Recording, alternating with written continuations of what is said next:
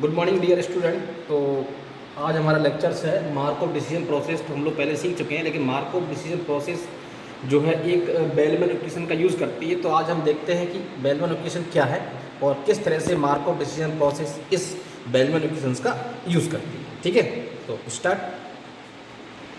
MDP, Markov decision process, it provides a mathematical framework for modeling decision making in situations where outcomes are partially random and partially under the control of a decision maker.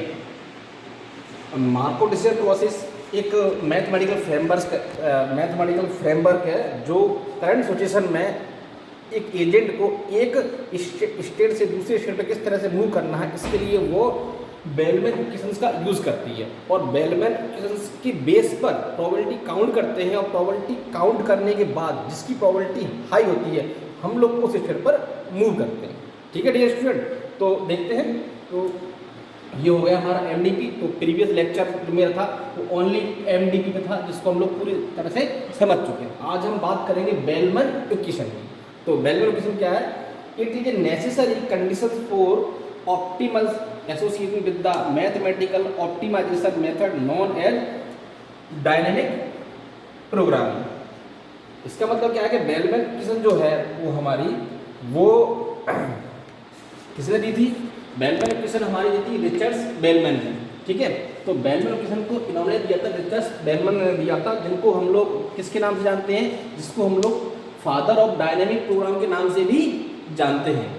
Father of dynamic programming के नाम से जानते हैं, जिन्होंने 1954 में, dear student date ध्यान से देखना, 1954 में एक पेपर पब्लिश किया था, जिस पेपर में इन्होंने बताया था थ्योरी ऑफ डायनेमिक प्रोग्रामिंग की। अब हम देखते हैं थोड़ा सा डायनेमिक प्रोग्रामिंग एक्चुअली है क्या। डायनेमिक प्रोग्रामिंग क्या होता है? इसमें हम लोग क्या होता है कि एक बिग प्रॉब्लम्स को, एक बिग जो प्रॉब्लम होती है मेरे पास बहुत बड़ी प्रॉब्लम है, उस प्रॉब्लम को छोटे छोटे पीसेस में हम लोग ब्रेक करते हैं, और ब्रेक करने के बाद उसको रिकर्सिवली सोल्व करते हैं। ठीक है, मतलब एक बड़ी प्रॉब्लम को छोटे छोटे पीसेस कर लेते हैं, उसके बाद रिकर्सिवली सोल्व करने का उसको मर्ज करते हैं, देन उसको यूज करते हैं। तो ये हमारी बेलमैन इक्वेशन भी डायनेमिक प्रोग्राम के अंदर में ही आती है। ठीक है, और ये जो हमारे जो साइंटिस्ट थे डॉक्टर रिचर्ड बेलमैन ने, इन्होंने ये इक्वेशन दी थी, इसके नाम पर ही आज हम लोग इसको बेलमैन इक्वेशन कहते हैं। ठीक है, तो अब देखिए ये है bellman equation.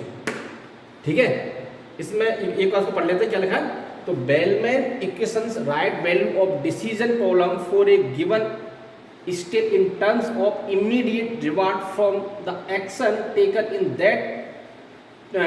That state and value of state resulting from the action. ठीक है, अब देखिए कि ये हमारी बेलमैन इक्वेशंस है। इसके अंदर क्या होता है? ये हमारा मैक्स है, जो मैक्स है हमारा वो बताता है कि हमारी मैक्सिमम प्रोबेबिलिटी इसमें से हमको फाइंड आउट करनी है कि मैक्सिमम प्रोबेबिलिटी हमारी किसकी है। ये maximal of all possible actions. ठीक है, और एस जो है हमारा, एस इसको बोलते हैं हमारा करंट स्टेट। ठीक है, करंट स्टेट की मीनिंग क्या होता है? जैसे कि मान लीजिए ये मेरी एक स्टेट है और ये मेरी स्टेट है, तो अगर मैं इस स्टेट से, मेरा जो एजेंट है इस स्टेट से इस स्टेट पर मूव कर रहा है, तो ये हो गई मेरी करंट स्टेट, और ये जो हो गई मेरी वो हो गई नेक्स्ट स्टेट। सपोज अगर मैंने इसको एस काउंट किया है तो उसको मैं क्या काउंट बोल सकता हूँ? एस डैश, मतलब ये प्रेजेंट करंट स्टेट हो गई, ये मेरी नेक्स्ट स्टेट हो गई, और एजेंट इस तरह से मूव करता है एस ए, मतलब करंट, ये रिवार्ड होता है, मतलब करंट स्टेट पे एजेंट ने मूव किया किससे? नेक्स्ट स्टेट की तरफ। तो हम लोग इस तरह से इसको डिफाइन कर सकते हैं। ठीक है, अब देखिए, और ये हो गई। आप अब देखते हैं यहाँ पे ए क्या है? यहाँ पे ए मेरा यहाँ पे है, A is action taken in state S according to the policy पाई।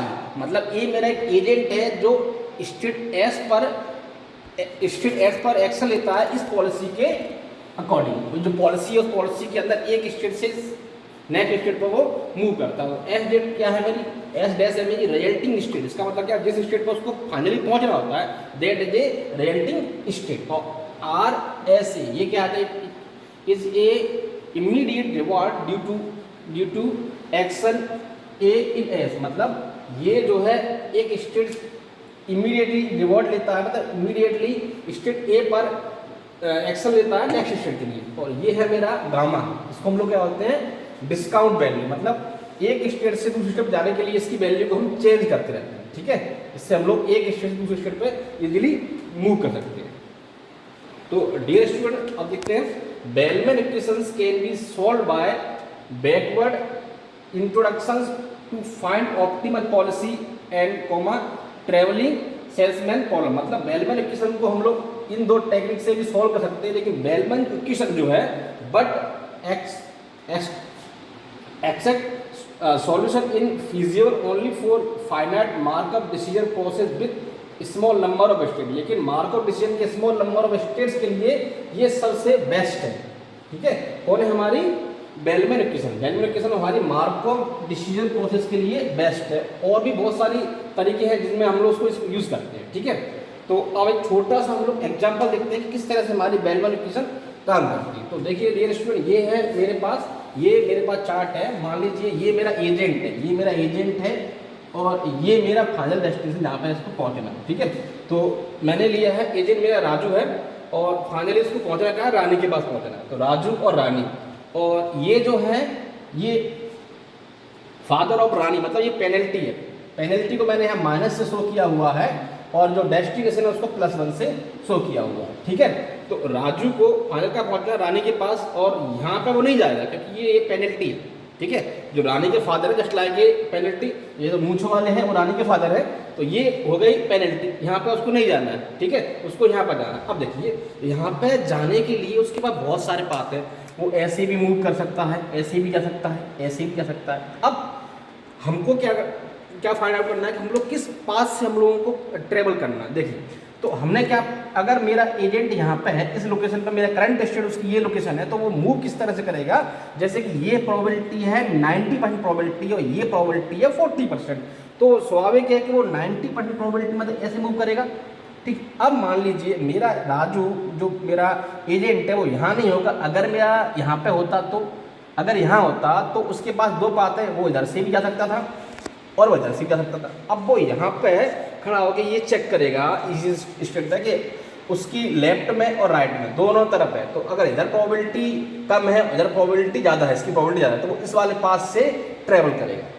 कुल मिला के मेरा कहने का मतलब ये है कि वो जिस लोकेशन पे है उस लोकेशन से करंट स्टेट से जिस तरफ प्रोबेबिलिटी हाईएस्ट होगी वो हाईएस्ट प्रोबेबिलिटी की तरफ मूव करता है। ठीक है, तो इस तरह से ये मूव कर सकता है। एक बार हम फिर से फाइनली समराइज करते हैं किस तरह से हमने पूरा देखा। स्टार्ट करते हैं कि ये है हमारी मार्कव डिसीजन प्रोसेस जो बेलमैन इक्वेशन। फिर से देखिए मैं क्या बोलना चाह रहा हूँ। मार्कव डिसीजन प्रोसेस जो है बेलमैन इक्वेशंस का यूज करती है प्रोबेबिलिटी, उसके बेस पे हम लोग प्रोबेबिलिटी को काउंट करते हैं, और प्रोबेबिलिटी के बेस पे हम लोग एक स्टेट से सेकंड स्टेट पर मूव करते हैं। ठीक है, अब अगर सोचिए अगर प्रोबेबिलिटी हम लोग काउंट ना करें, तो हम लोग एक स्टेट से दूसरे स्टेट पर जाने के बहुत सारे पाथ है। तो बेस्ट जो पाथ है वो मुझे फाइंड आउट नहीं कर पाऊंगा, मुझे कि बेस्ट पाथ मेरा कौन सा है। तो पार्शली मैं डिसीजन नहीं ले पाऊंगा कि एक्चुअली मुझे किस तरफ जाना है, लेफ्ट जाना है, राइट जाना है, अप जाना है, डाउन जाना है। तो प्रोबेबिलिटी हम लोग काउंट करते हैं, और प्रोबेबिलिटी काउंट करने का बेनिफिट मुझे ये है कि मैं ये डिसाइड कर लेता हूँ कि जिसकी प्रोबेबिलिटी हाईएस्ट है उस प्रोबेबिलिटी की तरफ मैं मूव करता हूँ। एक चीज़ आपको और ध्यान रखनी है, किसी पर्टिकुलर स्टेट पे उसकी जो ऑल प्रोबेबिलिटी होगी, फाइनल प्रोबेबिलिटी होगी, वो ऑलवेज 1 होगी। मतलब प्रोबेबिलिटी जो होगी, फाइनल प्रोबेबिलिटी उसकी ऑलवेज 1 होगी। ठीक है, तो डियर स्टूडेंट, ये अगर आपको अच्छा लगता है मेरा लेक्चर तो प्लीज़ लाइक एंड सब्सक्राइब कीजिए चैनल को, और फर्दर और भी लेक्चर्स हैं जो हम इस पर डालेंगे, जो स्टूडेंट की रिक्वायरमेंट जिस तरह से आती है उस तरह से हम लोग को लेक्चर प्रिपेयर करते हैं, और उस तरह से हम लोग उसको प्रिपेयर बनाते हैं। ठीक है, थैंक यू वेरी मच।